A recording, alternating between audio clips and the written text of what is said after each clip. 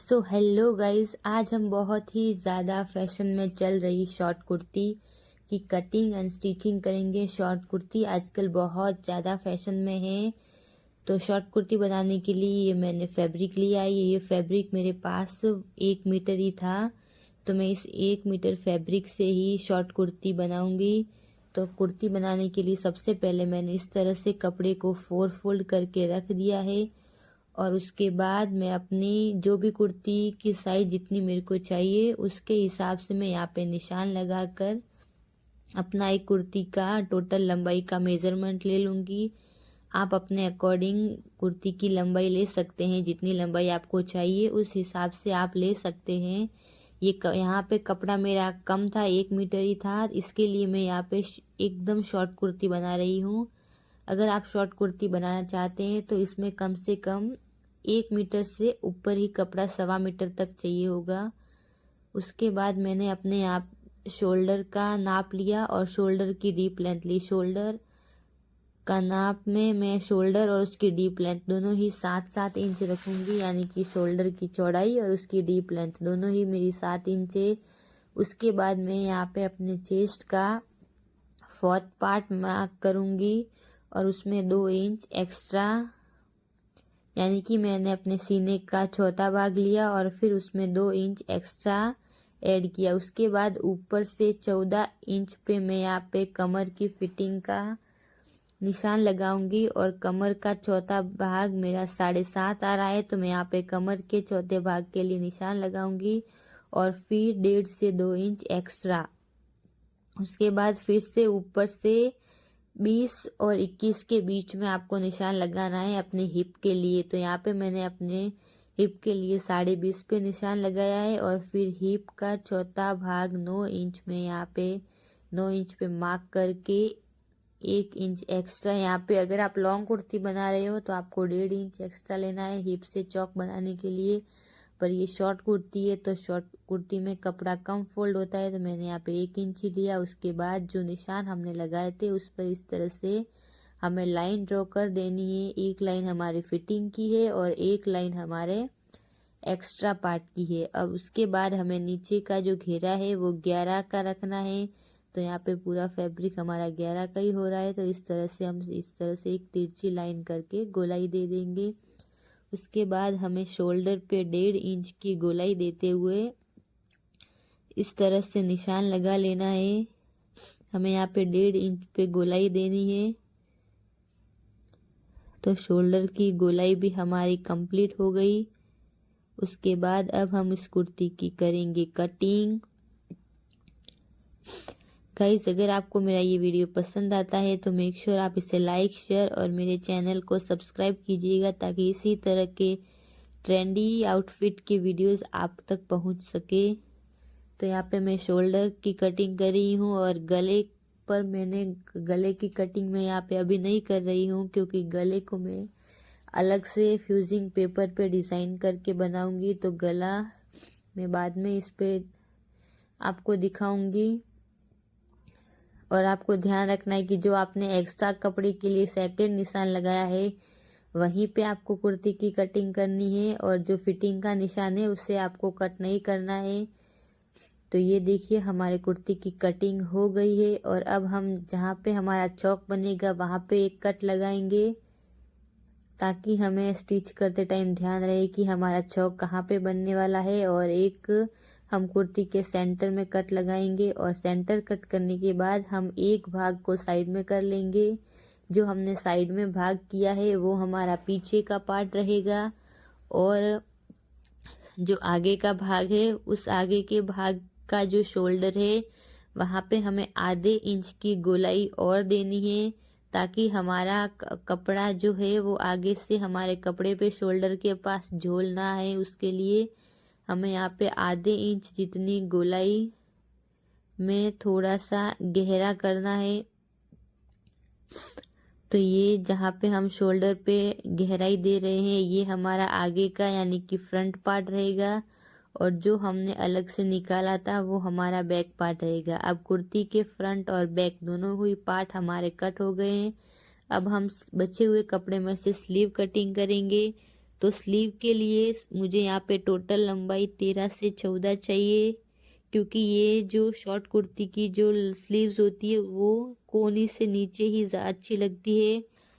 तो मेरे कपड़ा जो था वो पूरा 11 का नहीं था, तो मैं यहाँ पे जॉइंट लगा के इसे एक डिज़ाइन दूंगी। तो सबसे पहले मैं यहाँ पे स्लीव की कटिंग कर लूँगी, उसके बाद मैं इसमें जॉइंट लगाऊंगी।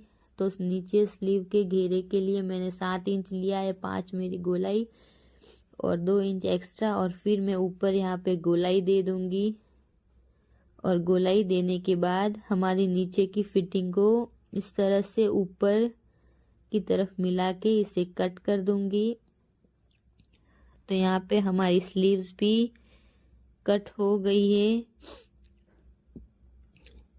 ऊपर जब गोलाई देते हो तो आपको 2 निशान लगाने हैं, एक निशान तो हमारा स्लीव जहाँ पे दोनों ही स्लीव्स एक साथ कट होगी, और फिर हमें 2 भाग अलग से और थोड़े गहरे करने हैं, जैसे हमने कुर्ती में किए थे।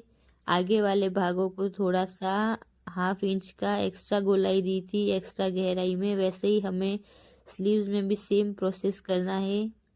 तो जहाँ पे हमने गहरा कट किया है वो हमारी आगे की स्लीव्स रहेगी।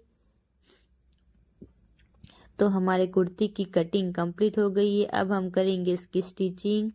तो सबसे पहले हम इसका गला तैयार करेंगे। तो गले का पैटर्न मैंने पहले से रेडी रखा है। अब मैं इसका सेंटर पॉइंट कट करूँगी, और सेंटर पॉइंट कट करने के बाद सेंटर से सेंटर को मिलाते हुए पहले एक सिलाई बीच में दे दूँगी, ताकि जब इसके चारों तरफ मैं सिलाई लगाऊं तो ये सिलाई ये हिले और ना, और हमारा पैटर्न ख़राब ना हो।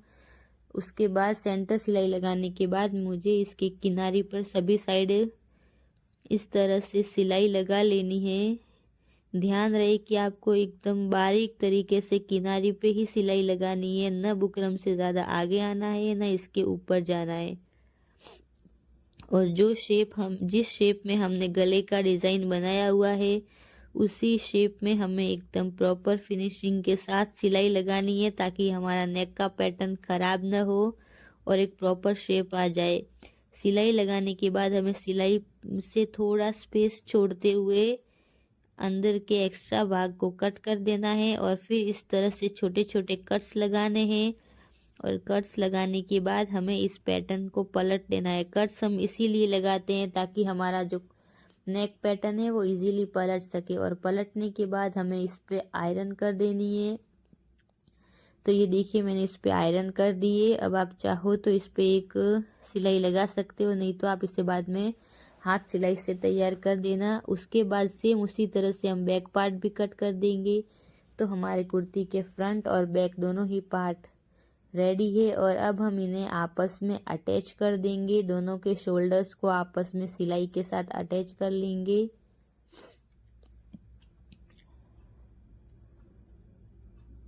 तो ये देखिए शोल्डर्स को मैं इस तरह से अटैच कर लूँगी।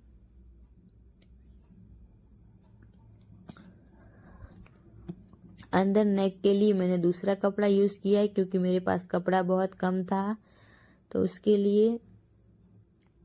तो अब हम इस पे स्लीव्स अटैच करेंगे। दोनों ही पार्ट हमारे रेडी हो गए हैं।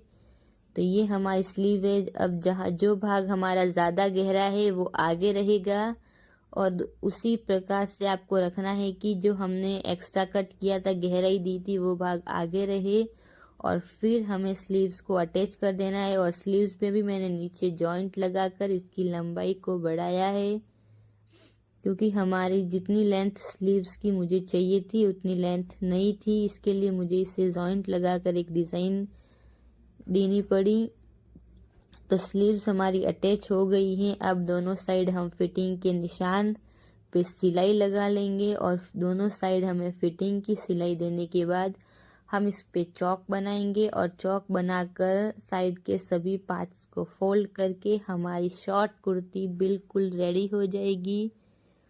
तो यहाँ पे हमारे फिटिंग के निशान लग रहे हैं। आप जो हमने फिटिंग का निशान लगाया था उसी के ऊपर हमें फिटिंग की सिलाई लगानी है, और फिटिंग सिलाई के बाद अब हम इसमें चौक बना के खुले हुए पार्ट को इस तरह से सिक्योर कर देंगे।